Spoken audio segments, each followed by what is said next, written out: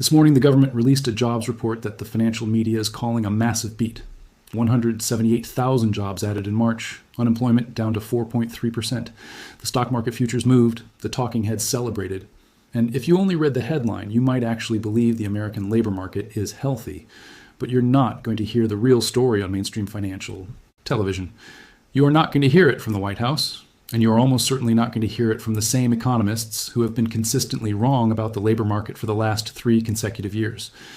Because beneath that headline number, buried in the tables that almost nobody reads, is a picture of the American labor market that is not just different from the official story, it is almost the exact opposite of it. And what happened this morning with today's jobs report is not the exception to a disturbing pattern of employment data that systematically overstates the health of the labor market. It is the latest entry in a pattern that has been running without interruption for years. A pattern that has left ordinary Americans wondering why the numbers the government announces every month feel so completely disconnected from the economy they actually live in. By the time this video is over, you will understand exactly what the government is measuring, what it is choosing not to measure, how the methodology produces numbers that real economists call structurally misleading, and what the actual state of the American labor market looks like when you read every table, not just the headline. This is the most important financial story of April 2026, and it broke this morning. Stay with me. Let us start with what happened this morning and why the celebration in financial media is, at minimum, deeply premature.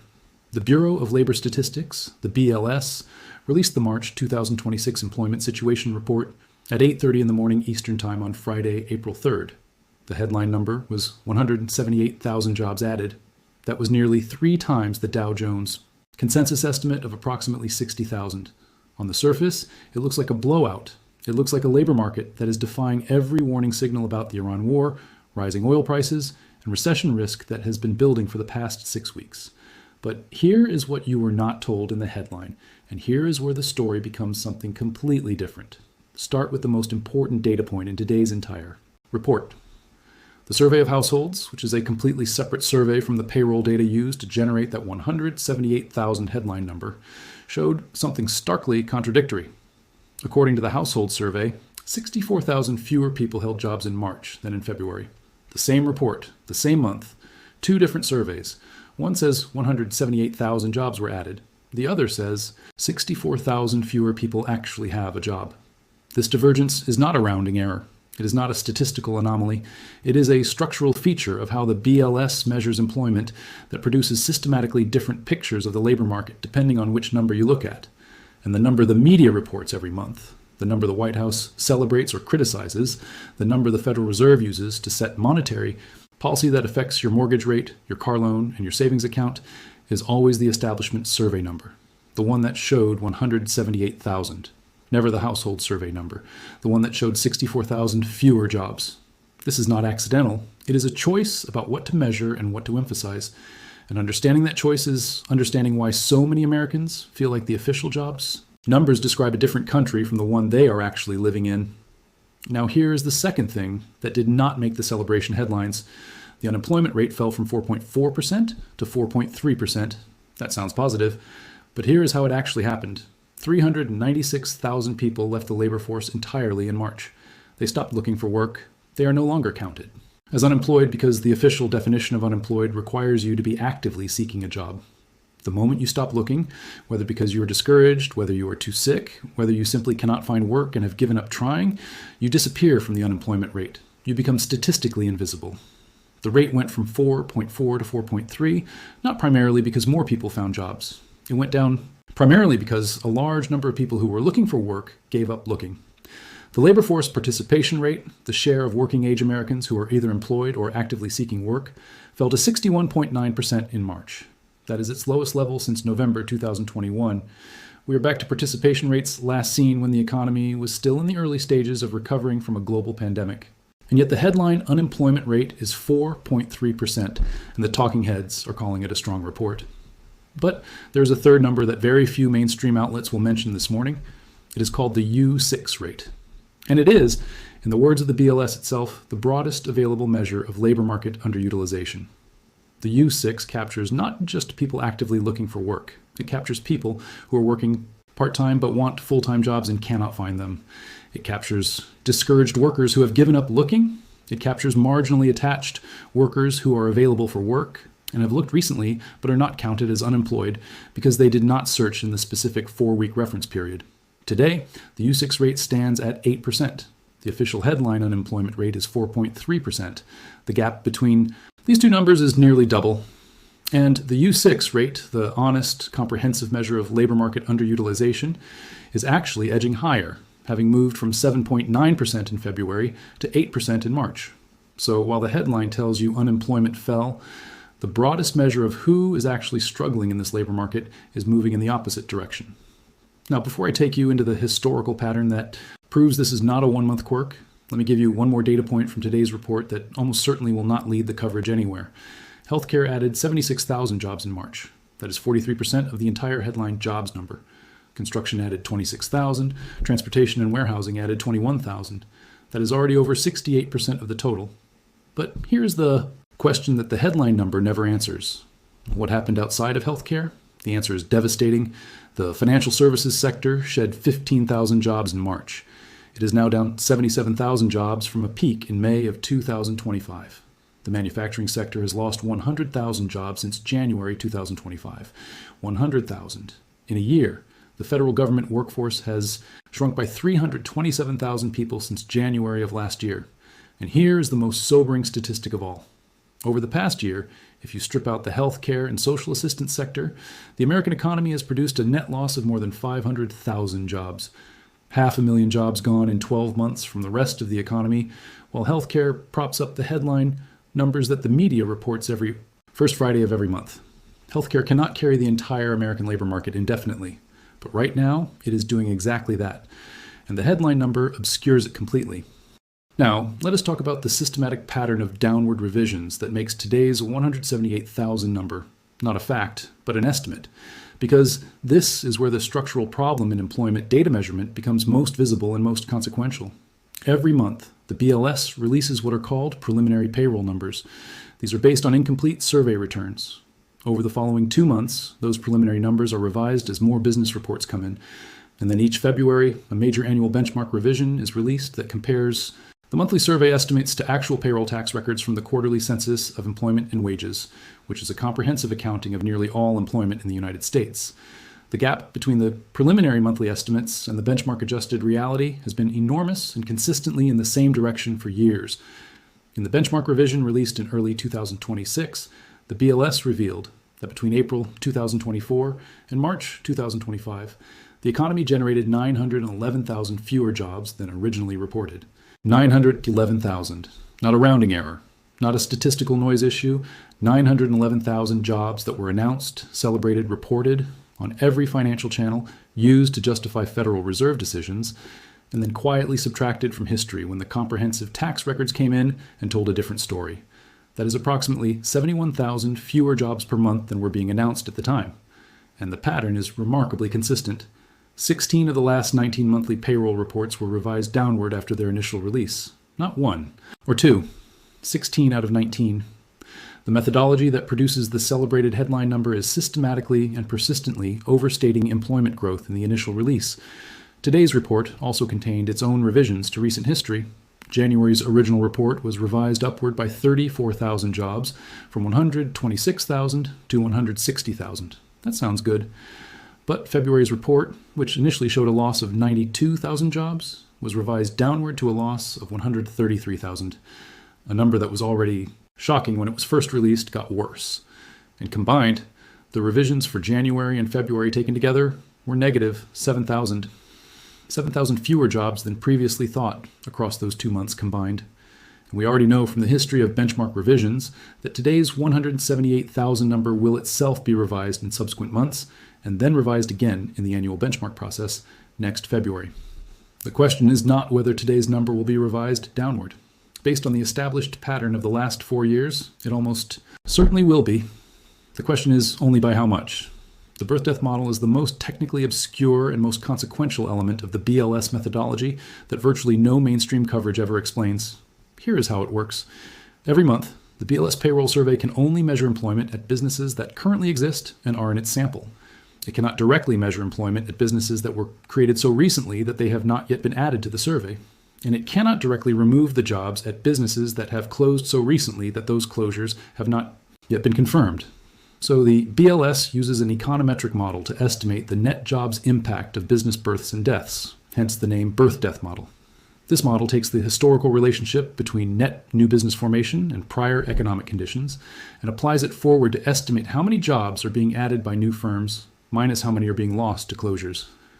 In normal economic conditions, this model performs reasonably well, but economists who study it have documented a specific and serious problem. The birth-death model systematically overestimates job creation when economic conditions are deteriorating and business formation is slowing. This is because the model looks backward at historical patterns of business creation that may no longer reflect current conditions. When the economy transitions from expansion to contraction, when immigration slows, when small business formation declines, the model keeps adding phantom jobs from businesses that, in reality, are not being created at the historical rate. This is precisely what the BLS itself identified as the primary source of the 911,000 job overestimate in the 2026 benchmark revision. The birth-death model added hundreds of thousands of jobs to the monthly estimates that comprehensive payroll tax records later proved were not actually created. And the same forces that caused the model to malfunction before, slower immigration, declining small business formation, and the transition to a no hire, no fire labor market, are still present today. Let us now look at 3 historical moments that prove the systematic gap between initial employment announcements and the economic reality that emerges later is not unique to this political administration or this decade, because this pattern runs through the data in a way that transcends party lines and administrations, and that makes it more important, not less. The first historical moment is the 2008 financial crisis and the employment data that surrounded it. In the months leading up to the September 2008 collapse of Lehman Brothers, the BLS was reporting monthly job losses in the range of 60 to 100,000. Not catastrophic by the standards of what was about to happen, but clearly negative. What almost nobody understood at the time, and what only became clear in subsequent benchmark revisions, was that the actual job losses were dramatically larger than the preliminary data showed. The final benchmark adjusted data for the period leading up to the Lehman collapse showed job losses running at approximately 300,000 per month, more than 3 times what the initial BLS reports were capturing. The Federal Reserve, which is required to use current economic data in its policy decisions, was making rate decisions in the spring and summer of 2008 based on an employment picture that was roughly 1/3 as severe as the actual deterioration that was already happening beneath the surface. The benchmark adjusted reality arrived in the historical record months after the financial system had already collapsed. Every investor who made decisions based on the official monthly BLS data in early 2008 made those decisions with a fundamentally incomplete and systematically overstated picture of labor market health. And here is the haunting detail that connects 2008 directly to today, the primary mechanism that caused the birth-death model to overstate job creation in 2007 and 2008 was a slowdown in net new business formation that the model's backward-looking design could not capture in real time. Companies were going out of business faster than the model assumed, and new businesses were forming more slowly. But the model kept adding phantom jobs from phantom new businesses until the benchmark revision arrived over a year later and erased them from the record. That exact same dynamic, slower business formation and slower immigration reducing workforce growth, is what the BLS itself identified as the primary cause of the 911,000 job overcount in the 26 benchmark revision released just months ago. Check. Verified. Undeniable. The second historical moment is the post-pandemic labor market of 2021 and 2022. The BLS was producing headline job numbers that were celebrated as historic hiring booms, sometimes exceeding 500,000 jobs in a single month. These headline numbers drove Federal Reserve policy decisions, stock market euphoria, and widespread confidence that the economy was rebounding at an extraordinary pace. But the pattern of downward revisions that followed those initial releases was also historic. Across the entire 2021 to 2023 period, the annual benchmark revisions consistently showed that actual job creation was significantly below the initial monthly estimates. The cumulative effect of those revisions meant that the hiring boom, while real, was smaller than reported.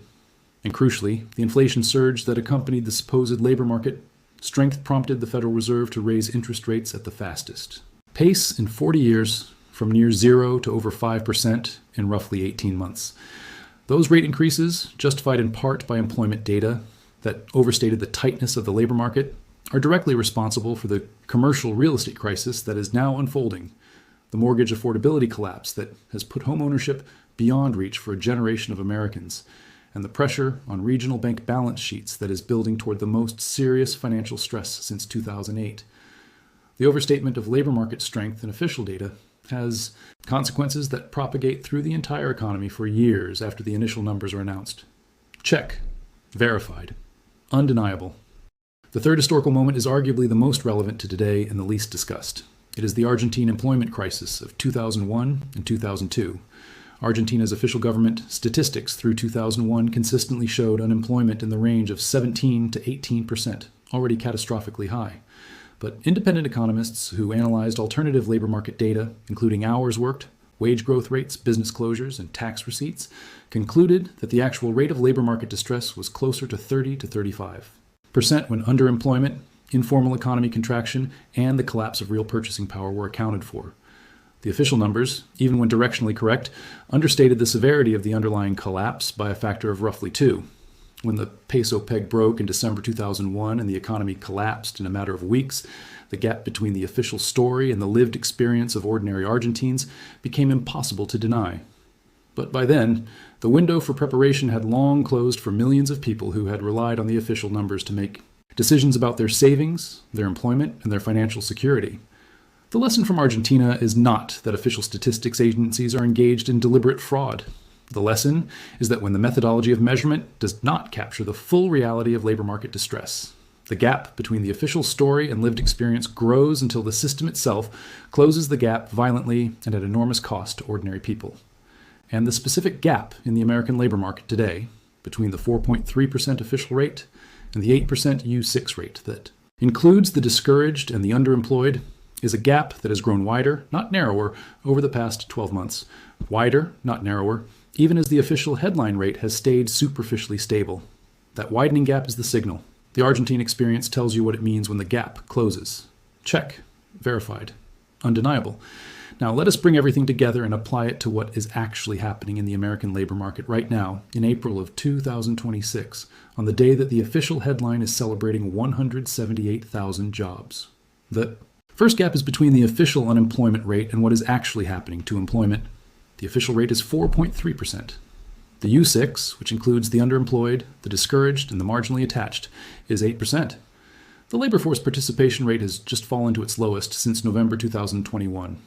The household survey shows 64,000 fewer people actually holding jobs this month than last month, even as the establishment survey headline shows 178,000 new ones.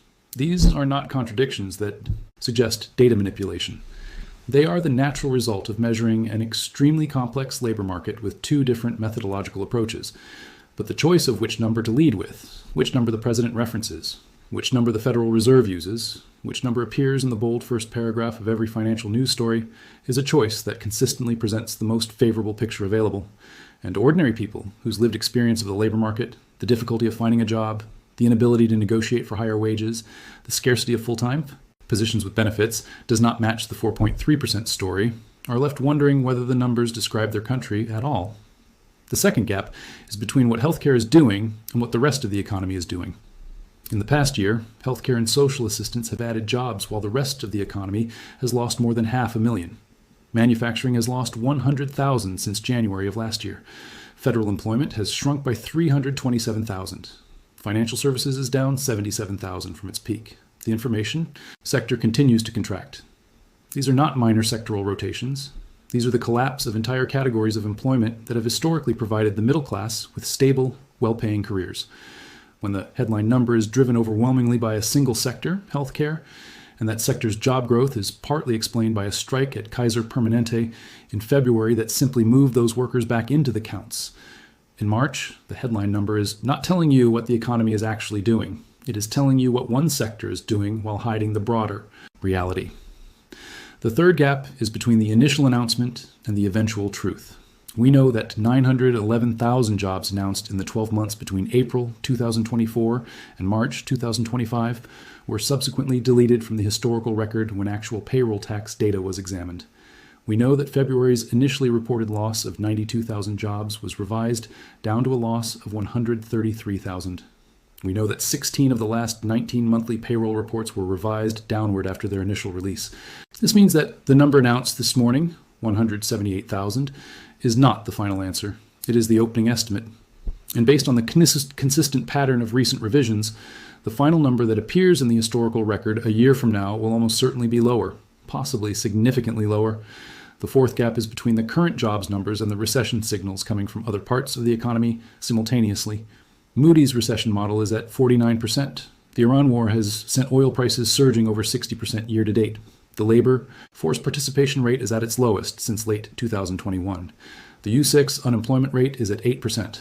The average hiring rate as a share of the workforce has fallen to 3.1%, its lowest since the COVID recession of 2020. Long-term unemployment, people jobless for 27 weeks or more, is up 322,000 over the past year.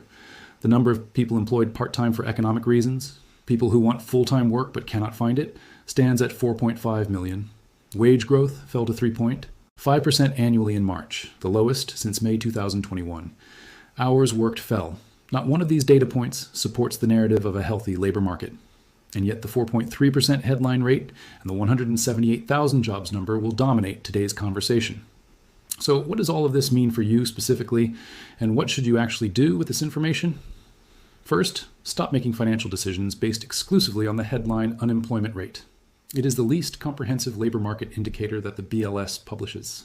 The U6 rate, the labor force participation rate, the employment population ratio, long-term unemployment as a share of total unemployment, and the household survey employment level are all more complete pictures of what is happening. Read them. They are free and publicly available on the BLS website, and they tell a materially different story than the number that leads every news cycle on the first Friday of every month. Second, understand what wage growth of 3.5% actually means in an environment where oil-driven inflation is running toward 4.2%. According to OECD projections, real wages adjusted for inflation, are falling in March 2026. A worker earning 3.5% more nominal income, while prices rise 4.2%, has experienced a real wage cut of approximately 0.7%. That worker is not better off. They are worse off. In the headline, jobs, number that shows 178,000 new jobs, does not tell you anything about whether those jobs pay enough to keep pace with the inflation created by $94 per barrel oil. Third, pay close attention to the benchmark revision scheduled for February 2027. Based on the consistent pattern of the last 4 years, it will likely show that job creation in 2026 was significantly lower than what the monthly preliminary numbers reported. The 911,000 revision for the 12 months through March 2025 was not a one-time aberration. The structural factors that caused it, the birth-death model's difficulty capturing declining business formation, slower immigration reducing workforce growth estimates, and the shift to a no-hire, no-fire labor market are still present. The revision that arrives next year will be another moment when the gap between the official story and the economic reality is quantified. Plan around the probability that the official story is overstating the strength of the current labor market. Fourth, watch the labor force participation rate closely. It fell to 61.9% in March. If it falls further in April and May, particularly if it falls as a result of discouraged workers leaving the labor force rather than demographic shifts, the official unemployment rate will continue to appear stable or even improve, while the underlying employment picture actually deteriorates. This is the mechanism by which a worsening labor market can produce declining official unemployment rates, and it is the most misunderstood dynamic in employment data coverage. Fifth, and this is the most important long-term point, understand that the Federal Reserve's response to both inflation and employment is conditioned on these official numbers. When the Fed holds rates at 3.5 to 3.75%, which it did at its March 26th meeting, it does so because the official data suggests the labor market is healthy enough to withstand higher rates for longer. If the actual labor market is weaker than the official data portrays, the Fed is keeping rates too high for too long.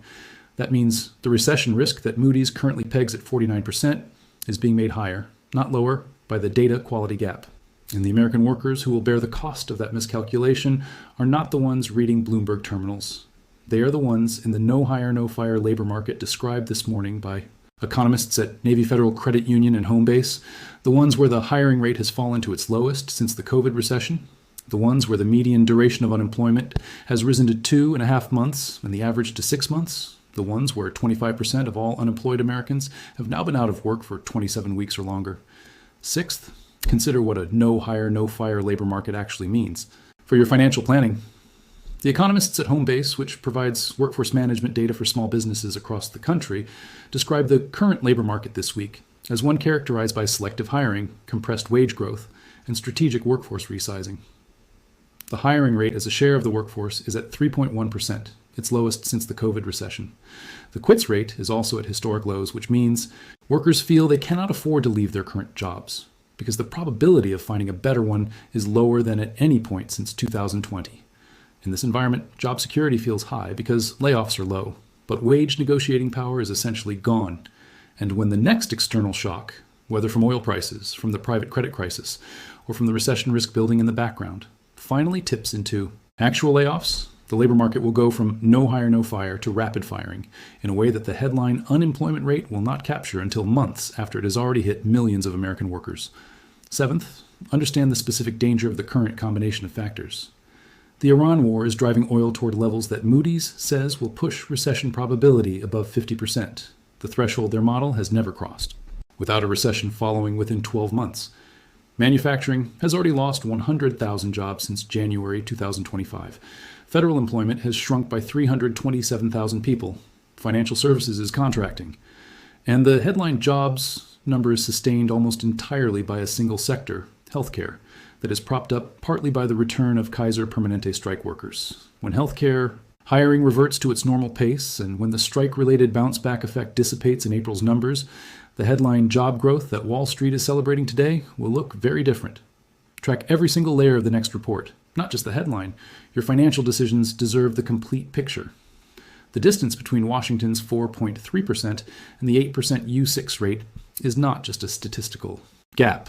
It is a measurement of how many Americans are living a labor market reality that the official number does not count and the official conversation does not address. Today's 178,000 number will be celebrated by the same financial media that celebrated 2024's numbers, which were subsequently revised down by 911,000.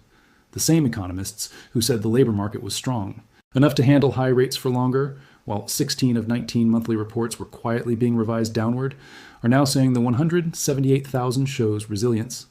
And the Federal Reserve will watch this data and hold rates because the official picture does not yet match the threshold for cutting, while the gap between the official story and the economic reality that ordinary Americans experience in their daily lives continues to grow. What you do about that gap is a personal financial decision that only you can make.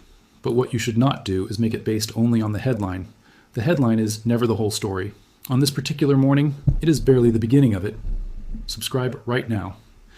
Because on May 8th, 2026, the next jobs report drops, and we will be here with every layer of the data, from the headline number to the household survey, from the U6 to the labor force participation rate, from the revision history to the birth-death model adjustment, giving you the complete picture that the media will not.